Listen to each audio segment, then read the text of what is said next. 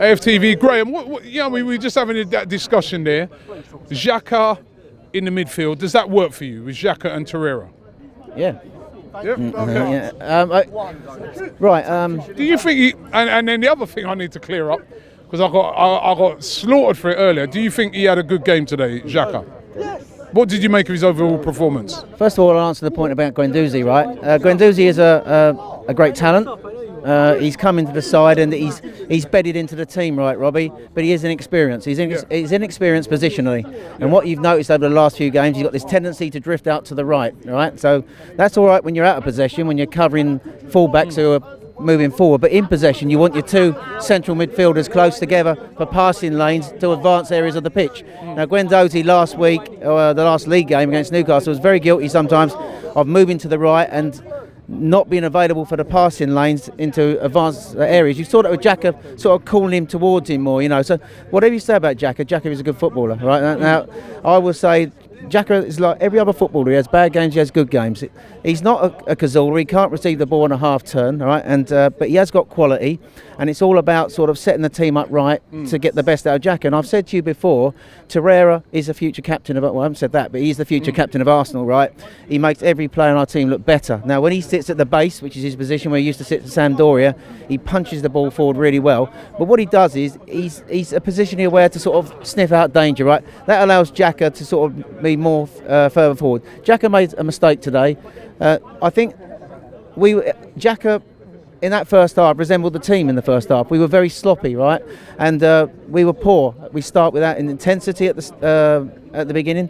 This is always a big test for us today because we have beaten 3 weaker lower league teams and we've lost the 2 top sides. So we were playing Everton, right, who are a top 8 side in my opinion, and they've spent 100 million. So this is always a big test.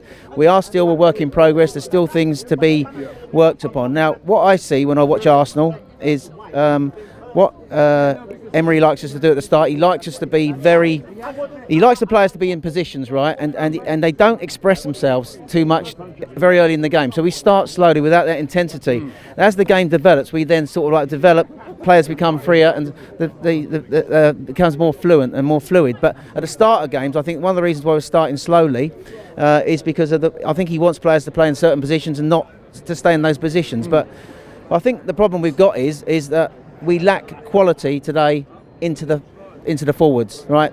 Now, in that first half, we weren't finding the forwards at all in the first half. The problem you've got is, I said to you the other night, when you play Ozil on the right side, there's no right side because he doesn't combine well with the fullback. He was just. I was watching him closely. Yeah. He was never on the right. He was always coming because that's his natural position. He's coming in. He's trying to make things happen from the middle. And he was better in the second half when he came central, just like he was at Cardiff, like he was at Newcastle. So he's wasted on that right hand side. And then you've got Ramsey, who's playing in the central attacking midfield role. As I said to you in the week, he's not a creator. He's somebody who is a third man running midfielder who gets on the end of things. He's not somebody who can take the ball and create and sort of open teams up. Where are we going to play these guys? Do we have to drop one out? Well, look, should we play Ramsey next to Torreira? What? No, I came away from the game on. Well, first of all, I thought Everton today had players what we lack, that is pace in wide areas. Now what they do, Everton, today, first half, they sat in a low block, two bunches of 4. So when you play against a team like that, you need pace in wide areas. And that's what we lack. They've got Richarlison and Walcott, who basically caused us problems in the first half, because Everton haven't got what we've got. They haven't got an attacking forward, an elite striker like what we've got. We haven't got what they've got. They've got pace in wide areas. But when you play teams like Everton that sit at 4-4-2, you need pace in wide areas. And the one thing I took away from the Europa League game in the week, albeit against weak opposition, that when you play wide forwards in the correct positions with fullbacks, it creates more openings, and you open teams up far more easier.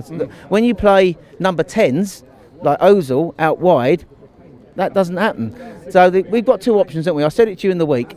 I believe, I've been saying it all season, people are going to start getting bored with me saying it. The system that suits our players is a 4-4-2, a diamond midfield 4, because then you can get the players, you can play Aubameyang and Lacazette up top, and then you could get the protection off the ball. The width still has to come from the fullback, so I get that, but we're not getting any width at the moment in this system 4-2-3-1. The only way you're going to get width in this system if he plays Mkhitaryan or Iwobi. Mkhitaryan, I think, was injured today, so he couldn't play. But Iwobi had a good case in his performance in the week to actually start today, and he chose not again to go with Ozil wide right and Ramsey. Ramsey sort of in the central attacking midfield. I don't think we're getting the best out of those players in that system, and he's going to have to make a decision moving forward who he leaves out of those players. Now, when Ozil came more central in the second half, he was a better player. I didn't think he was brilliant today, but he looked better because he can create. Ramsey hasn't got that sort of creativity in his locker, so that's what the team lacks. So now the goal today from Lacazette, that was an outstanding finish. That's what you pay £50 million for. The way he lashed that into the roof of the net. Goals turn games, don't they? We say it a lot. And you want to get your goal scorers on the pitch. The problem I've got with Aubameyang at the moment is the last 2 games he's getting very few shots away, and he's getting very few touches in the final third, and very few touches in the box. So he's out wide, and he's not getting close enough to Lacazette, and he's not getting into the box.